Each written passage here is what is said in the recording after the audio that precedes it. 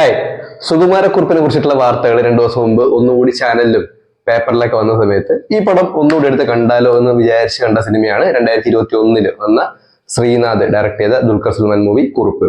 2021 ശരിക്കും ഈ corona, Covid, അതുപോലെ തന്നെ ഈ ലോക്ക്ഡൌണിനൊക്കെ ശേഷം സിനിമ എന്ന് പറയുന്ന ബിസിനസ് അല്ലെങ്കിൽ തിയേറ്റർ ബിസിനസ് എല്ലാം ഒന്ന് ആക്റ്റീവ് ആവുന്നതിൽ ഒരു വലിയ പങ്കുവഹിച്ച സിനിമയായിരുന്നു കുറുപ്പ് എന്ന് പറയുന്നത്. കുറുപ്പ് ആക്ച്വലി ഒരു 50% ഓക്യുപ്പൻസി ഉള്ള സമയത്തോ മറ്റോ അവർ റിലീസ് ചെയ്ത സിനിമയായിരുന്നു. പക്ഷെ ഒരുവിധം നല്ല ക്രൗഡ് തിയേറ്ററിലൊക്കെ ഉണ്ടായിരുന്നു. അത്യാവശ്യം നല്ല കളക്ഷൻ കിട്ടിയ ഒരു കിടിലം പടമാണ്.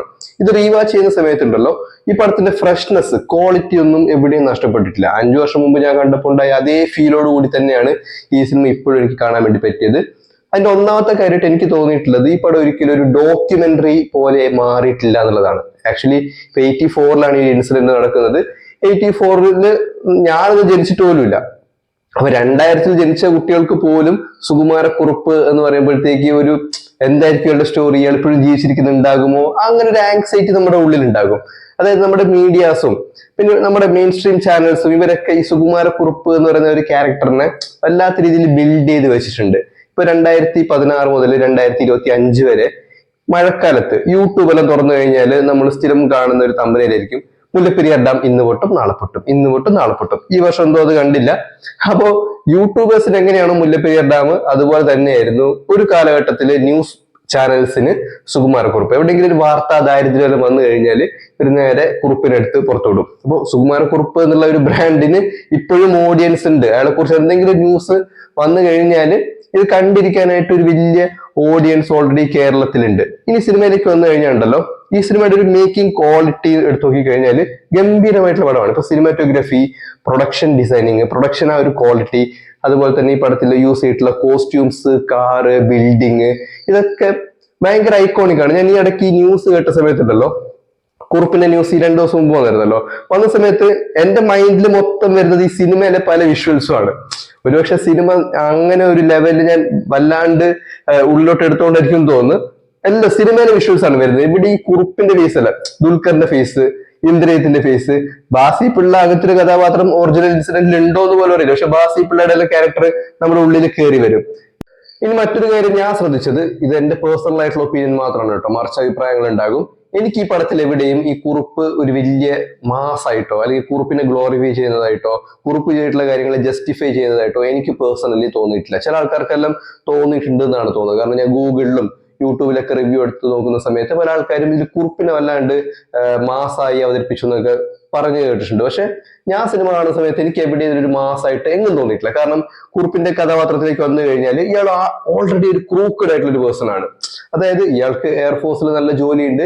പക്ഷെ ആ ജോലി ചെയ്യുന്ന സമയത്ത് പോലും ഇയാള് മറ്റ് പല വഴികളും വെച്ചിട്ട്, അതായത് എന്തെങ്കിലുമൊക്കെ ഉടായ്പകൾ കാണിച്ച് പൈസ ഉണ്ടാക്കാനാണ് നോക്കുന്നത്. ആക്ച്വലി എയർഫോഴ്സിലെ ജോലി എന്ന് വെച്ചാൽ 84 എയർഫോഴ്സിൽ ജോലിയുള്ള ഒരാളെന്ന് വെച്ചാൽ അത് വലിയ സംഭവമാണ്. ഇഷ്ടം പോലെ പൈസ വരുന്ന ഒരു പരിപാടിയാണ് ഈ എയർഫോഴ്സിലെ ജോലി എന്നൊക്കെ പറയുന്നത്.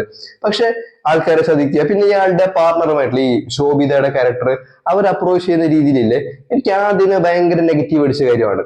ഒരിക്കലും ഒരു പാർട്ണറിനെ അല്ലെങ്കിൽ ഇഷ്ടപ്പെടുന്ന ഒരാളെ അപ്രോച്ച് ചെയ്യുന്ന രീതിയിലല്ല. ഈ കുറുപ്പ് ഈ ശാരദാമ്മയെ അപ്രോച്ച് ചെയ്യുമ്പോഴത്തേക്ക് കുറുപ്പിന് എന്തോ ഒരു വലിയ ഡോമിനൻസ് ഉള്ള പോലെ തോന്നും. ഇയാളെന്തോ ഭരിക്കാൻ, അങ്ങനെ ഇവരെ പിടിച്ചടക്കാൻ പോകുന്ന പോലെയൊക്കെ നോക്കും, എനിക്ക് തോന്നിയിട്ടുണ്ട്. നിങ്ങൾക്ക് എങ്ങനെ തോന്നിയുള്ള കാര്യം അറിയില്ല. എന്ന് മാത്രമല്ല, ഈ സിനിമയില് ഈ ഓരോ ഘട്ടത്തിലും ഇയാൾ നാട്ടിലേക്ക് വരുന്ന സമയത്ത് ഈ ബാസി പിള്ള ആൻഡ് ടീമിനെ ഇയാൾ കോർഡിനേറ്റ് ചെയ്യുന്ന സമയത്ത്, അവർക്ക് നിർദ്ദേശങ്ങൾ കൊടുക്കുന്ന സമയത്തെല്ലാം വല്ലാത്തൊരു ഡോമിനൻസ് ആ കഥാപാത്രത്തിനുണ്ട്. ഇയാൾ ആകെ കുറച്ചെങ്കിലും ഒതുങ്ങി നിന്നിട്ടുള്ളത് ഇയാൾക്കാരും സുപ്പീരിയർ ആയിട്ടുള്ള ആൾക്കാരുടെ മുന്നിൽ മാത്രമാണ്. ഒന്ന് ആ രാജാവിന്റെ മോന്റെ അടുത്ത്, അതുപോലെ തന്നെ മറ്റേ എയർഫോഴ്സിലെ അയാളുടെ ചീഫിന്റെ അടുത്തും അത്യാവശ്യം ഒതുങ്ങിയിട്ടുണ്ട്. ബാക്കി എല്ലാ സ്ഥലത്തും ഉണ്ടല്ലോ കുറുപ്പിൽ അത്യാവശ്യം നല്ല അപ്പർ ഹാൻഡ് ഉണ്ട്. പക്ഷെ അതൊന്നും ഒരിക്കലും ഗ്ലോറിഫൈ ചെയ്തതായിട്ട് എനിക്ക് തോന്നിയിട്ടില്ല. പിന്നെ അവസാന ഘട്ടത്തിൽ ഇയാൾ ഈ അലക്സാണ്ടർ എന്നുള്ള ഒരു ക്യാരക്ടറിലേക്ക് വന്നിട്ട് വരുന്ന സമയത്തും അവിടെ എനിക്ക് പേഴ്സണലി ഒരു മാസായിട്ടല്ല ഒന്നും തോന്നിയിട്ടില്ല. കാരണം ഒരാള് ഒരു സിസ്റ്റം മൊത്തം ഒരാളെ പിടിക്കാനായിട്ട് പുറകെ നടക്കുന്നുണ്ട്. സോ അയാളെ സംബന്ധിച്ച് ഒരു നെട്ടോട്ടമായിരിക്കും അത്. അയാൾക്ക് കിട്ടാവുന്ന ഏറ്റവും വലിയ ശിക്ഷ, നമ്മൾ ഈ ദൃശ്യം മൂവിയുടെ കാര്യം പറയില്ല, ജോർജ് കുട്ടിയുടെ അവസ്ഥ പറയില്ലേ, അതേപോലെ തന്നെയാണ്. ഇപ്പൊ പിടിക്കപ്പെടുന്നുള്ള ഒരു പേടിയോട് കൂടിയിട്ട് അയാൾ ജീവിക്കേണ്ടി വരും. അത് തന്നെയാണ് അയാൾക്ക് കിട്ടാവുന്ന മാക്സിമം ശിക്ഷ എന്ന് പറയുന്നത്. അതൊരിക്കലും ഒരു മാസായിട്ടുള്ള സംഭവമായിട്ട് എനിക്ക് പേഴ്സണലി തോന്നിയിട്ടില്ല. ഇനി ദുൽഖറിനെ മാറ്റി നിർത്തിയിട്ട് ബാക്കിയുള്ള കഥാപാത്രങ്ങളിലേക്ക് വന്നു കഴിഞ്ഞാല്, ഇന്ദ്രിയത്തിന്റെ പോലീസ് കഥാപാത്രം ഒരു കിടിലൻ റോളായിരുന്നു. എവിടെ അങ്ങനെ ഓവർ ആക്കാതെ നമുക്ക് 80s-ലും 90s-ലൊക്കെ കണ്ടിട്ടുള്ള പോലീസ് കഥാപാത്രങ്ങളെ പോലെ തന്നെ നമുക്ക് ഫീൽ ചെയ്യും. അത്രയും പെർഫെക്റ്റ് ആയിട്ടാണ് അദ്ദേഹം ചെയ്തിട്ടുള്ളത്. പിന്നെ സൈജു കുറുപ്പിന്റെ കഥാപാത്രം അത് വളരെ കുറച്ചേ ഉള്ളൂ. പിന്നെ സണ്ണി വീന്റെ കഥാപാത്രം പല ആൾക്കാരും കളിയാക്കുകയും ട്രോൾ ചെയ്യുകയും ചെയ്തിട്ടുള്ള ഒരു ക്യാരക്ടറായിരുന്നു സണ്ണി വീൻ അവതരിപ്പിച്ച പീറ്റർ. അയാളുടെ ഒരു റിയാക്ഷൻ ഉണ്ടല്ലോ, ചേ എന്ന് പറയുന്ന ഒരു റിയാക്ഷൻ ഉണ്ടല്ലോ. അപ്പോ പല ആൾക്കാരും ചോദിച്ചത് അത്രയും അടുത്ത ക്ലോസ് ആയിട്ടുള്ള ഒരു ഫ്രണ്ട് മരിച്ചു പോകുന്ന സമയത്ത് ഇങ്ങനെയാണോ ഒരാൾ റിയാക്ട് ചെയ്യുക എന്ന്. പക്ഷെ ഞാൻ കാണുന്ന സമയത്ത് ആ റിയാക്ഷൻ പെർഫെക്റ്റ് ആയിരുന്നു. കാരണം ഇവരങ്ങനെ വലിയ എന്താണ് ഒരു സൗഹൃദം ഉള്ള ടീമൊന്നുമല്ല. കാരണം എയർഫോഴ്സിൽ ജോയിൻ ആയി ട്രെയിനിങ് സെഷനിൽ വെച്ചിട്ടാണ് ഇവർ പരിചയപ്പെടുന്നത്. അതായത് ആദ്യം ഇവർ ഇങ്ങനെ കൈയെല്ലാം പിടിച്ചിട്ട് ഇരിച്ചുവല്ലോ, അറ്റൻഷൻ സ്റ്റാൻഡിറ്റീസ് എല്ലാം പറഞ്ഞിട്ട് ആ ഒരു സമയത്താണ് ഇവർ പരിചയപ്പെടുന്നത്. അവിടെയും ഈ പീറ്ററിന് ആദ്യം ഇയാളോട് തോന്നുന്നത് ഒരു ഇഷ്ടമൊന്നുമല്ല. ഇങ്ങനെ പറ്റിച്ച് ഒരു എന്താണ് ആൾക്കാരെ വഴിതെറ്റിച്ചെടുക്കുന്ന ഒരു മനുഷ്യനാണ്. അയാളുടെ ആർക്കും എനിക്കാണെങ്കിൽ പോലും അങ്ങനെ നമ്മളെ ഒരു ഘട്ടത്തിൽ ഇങ്ങനെ പറ്റിക്കുന്ന ആൾക്കാരോടൊന്നും നമുക്ക് അങ്ങനെ അറ്റാച്ച്മെന്റ് തോന്നുന്നില്ല. സംസാരിക്കുമായിരിക്കും, എന്നാൽ എപ്പോഴും അയാളുടെ മേലെ ഒരു കണ്ണുണ്ടാവും. കാരണം അത്ര ഒരു വലിയ ക്രൗഡിനെ പറ്റിച്ചാലാണത്. പിന്നെ അവർ ഇടയ്ക്ക് വെച്ച് കമ്പനി ആണെന്നുണ്ടെങ്കിൽ പോലും എവിടെ അവർ തമ്മിൽ ഒരു ഭീകരമായിട്ടുള്ള ഒരു ബന്ധമൊന്നും എനിക്ക് പേഴ്സണലി ഫീൽ ചെയ്തിട്ടില്ല. സോ അയാളെ അറിയാം. അങ്ങനെ അറിയുന്ന ഒരാള് പെട്ടെന്ന് സൂയിസൈഡ് ചെയ്തു എന്ന് പറയുന്ന സമയത്ത് നോർമൽ ആയിട്ടൊരു കഥാപാത്രത്തിന് തോന്നുന്ന റിയാക്ഷൻ തന്നെയായിരുന്നു പീറ്റർ പുറത്തു വിട്ടത്. പക്ഷെ പല ആൾക്കാർക്കും അത് അത്ര വലിയ രീതിയിൽ വർക്ക് ആയിട്ടില്ല. ചില ആൾക്കാരെല്ലാം വലിയ രീതിയിലുള്ള ഒരു റിയാക്ഷൻ അവിടെ പ്രതീക്ഷിച്ചിട്ടുണ്ടാവും. കാരണം ചില ആൾക്കാർ ഈ സിനിമ കാണുമ്പോൾ ദുൽഖർ സണ്ണി വെൻ ആ കോമ്പിനേഷൻ മനസ്സിൽ വെച്ചിട്ട് സിനിമ കാണുന്ന ആൾക്കാരുണ്ടാവും. പക്ഷെ ഇതിലെവിടെയും ഒരുമിച്ച് ഒരു കോളേജിൽ പഠിച്ചിട്ടില്ല, കുട്ടിക്കാലത്തെ ഫ്രണ്ട്സ് അല്ല, ആകെയുള്ള പരിചയം എന്ന് വെച്ചാൽ ട്രെയിനിങ് സെഷനിലെ പരിചയം മാത്രമാണ്.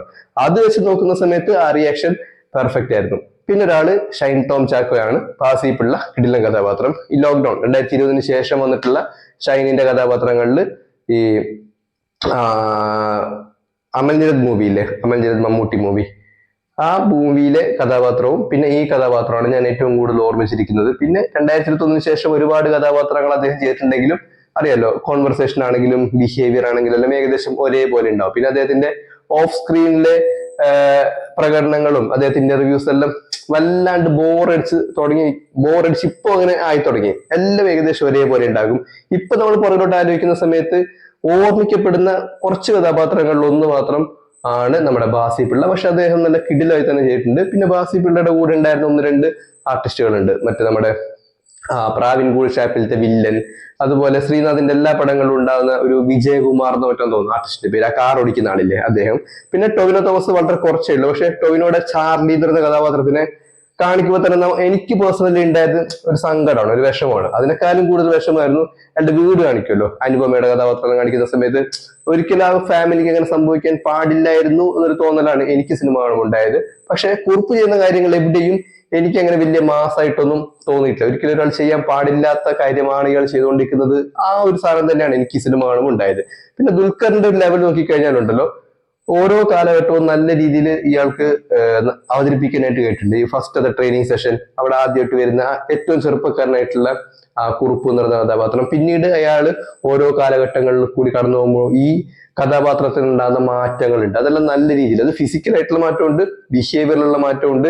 ഇയാൾക്ക് നല്ലൊരു ഡോമിനൻസ് ഉണ്ടായി വരുന്നത്, ഇയാൾ ഓർഡർ ചെയ്യുന്ന ലെവലിലേക്ക് വളർന്നു വരുന്നുണ്ട്. ആ ഒരു ചേഞ്ച് ഒക്കെ അത്യാവശ്യം നല്ല രീതിയിൽ തന്നെ ദുൽഖർ ചെയ്തിട്ടുണ്ട്. അങ്ങനെ ഏത് ലെവൽ നോക്കിയാലും, ആക്ടിങ്ങിൽ നോക്കിക്കഴിഞ്ഞാലും, സിനിമയുടെ ക്വാളിറ്റി ഓഫ് മേക്കിംഗ് നോക്കിക്കഴിഞ്ഞാലും, ഡയറക്ഷൻ നോക്കിക്കഴിഞ്ഞാലും, സ്ക്രിപ്റ്റ് നോക്കിക്കഴിഞ്ഞാലും പെർഫെക്റ്റ് ആയിട്ടുള്ള പടമാണ്. പിന്നെ ഈ പടത്തില് ഡയലോഗ്സ് വളരെ കുറവാണ്. ശ്രദ്ധിച്ചു നോക്കിയോ, ഈ പടത്തിൽ വളരെ കുറച്ചേ ഡയലോഗ്സ് ഉള്ളൂ. പിന്നെ അധികവും വിഷ്വലി കണ്ട് മനസ്സിലാക്കുക എന്നുള്ളതാണ്. ഓരോ കാഴ്ചയും ഓഡിയൻസിനെ ആ രീതിയിൽ എന്താണ് അവരുടെ ഉള്ളിലേക്ക് പോകണം, ആ ഒരു മൈൻഡ് സെറ്റിൽ തന്നെയാണ് ഈ പടം ചെയ്തു വെച്ചിട്ടുള്ളത്. അതുകൊണ്ടാണ് ഇപ്പോഴും ഈ കുറുപ്പിനെ കുറിച്ചിട്ടുള്ള വാർത്ത എല്ലാം വരുന്ന സമയത്ത് എന്നെ പോലുള്ള ഓഡിയൻസിലെല്ലാം മൈൻഡിൽ ആദ്യം വരുന്നത് ഈ കുറുപ്പ് തുറന്ന മൂവിയാണ്. ഒരിക്കലും ഈ ന്യൂസിൽ നമ്മൾ കാണുന്ന കാര്യങ്ങളൊന്നുമല്ല. സിനിമയിൽ നമ്മൾ കണ്ട് നമ്മുടെ മനസ്സിൽ സ്ട്രൈക്ക് ചെയ്തിട്ടുള്ള കുറെ വിഷ്വൽസ് ആണ് എന്റെ എല്ലാം മനസ്സിൽ വന്നിട്ടുള്ളത്. അതിൽ ഈ സിനിമയ്ക്ക് ഒരു വലിയ ഷെയർ ഉണ്ടെന്നാണ് ഞാൻ വിചാരിക്കുന്നത്. പിന്നെ ഈ പടത്തിന്റെ ടോട്ടൽ ആയിട്ടുള്ള മേക്കിംഗ്, പിന്നെ ഇതിന്റെ നരേഷൻ, കഥ പറയുന്ന രീതി, ലീനിയർ ആയിട്ടുള്ള മേക്കിംഗ് അല്ലല്ലോ, നോൺ ലീനിയർ ആയിട്ട് പലപ്പോഴും ഫ്ലാഷ് ബാക്കും അങ്ങോട്ടും ഇങ്ങോട്ടൊക്കെ വരുന്നുണ്ട്. അതെല്ലാം നല്ല രീതിയിൽ മെയ്ഡ് ചെയ്തിട്ടുള്ള ഒരു well written and well made movie ആയിരുന്നു കുറുപ്പ്. പിന്നെ മ്യൂസിക് സെഷൻ സുഷിൻ ശ്യാമിന്റെ കിഡിലായിട്ടുള്ള മ്യൂസിക് ആണ്. എഡിറ്റിംഗ് വിവേക് ഹർഷന്റെ നല്ല അടിപൊളി എഡിറ്റിംഗ് ആയിരുന്നു. പിന്നെ അവസാനത്തെ ഭാഗം, അതായത് ക്ലൈമാക്സിലേക്ക് വരുമ്പോഴത്തേക്ക് അതൊരു കമേഴ്ഷ്യൽ അല്ലെങ്കിൽ ഒരു ബോളിവുഡ് സ്റ്റൈലിലേക്ക് പോയി എന്നൊക്കെ പല ആൾക്കാർക്ക് അഭിപ്രായമുണ്ട്. പക്ഷെ എന്നെ സംബന്ധിച്ച് അത് പെർഫെക്റ്റ് ആയിരുന്നു. പിന്നെ എവിടെയും എനിക്ക് ഇതിൽ മാസായിട്ട് ഒന്നും തോന്നിയിട്ടില്ല. പിന്നെ കാലഘട്ടം റീക്രിയേറ്റ് ചെയ്യുന്നതിൽ നല്ല രീതിയിൽ വിജയിച്ചിട്ടുണ്ട്. 80s കേരളം, തമിഴ്നാട്, ചെന്നൈ, അതുപോലെ തന്നെ മുംബൈ, പേർഷ്യ, ആ ഒരു ജിയോഗ്രഫിയെല്ലാം നല്ല രീതിയിൽ അവർ റീക്രിയേറ്റ് ചെയ്തിട്ടുണ്ട്. സോ ഇപ്പോഴും ഫ്രഷ് ആയിട്ട് കാണാൻ വേണ്ടി പറ്റിയ ഒരു കിടിലം വർക്ക് തന്നെയാണ് കുറുപ്പ്. സോ എന്താണ് കുറുപ്പിനെ കുറിച്ചിട്ടുള്ള നിങ്ങളുടെ അഭിപ്രായം? അതുപോലെ തന്നെ സിനിമ കണ്ട സമയത്ത്, നമ്മൾ സിനിമ കാണുമ്പോഴത്തേക്ക് സിനിമ കണ്ട കാലഘട്ടം കൂടി ഇമ്പോർട്ടന്റ് ആണല്ലോ. എന്താണ് അതിനെ കുറിച്ചിട്ടുള്ള നിങ്ങളുടെ ഓർമ്മകൾ എന്നുള്ള കാര്യം കൂടി ഒന്ന് കമന്റ് ചെയ്താൽ നന്നായിരിക്കും. So see the next video.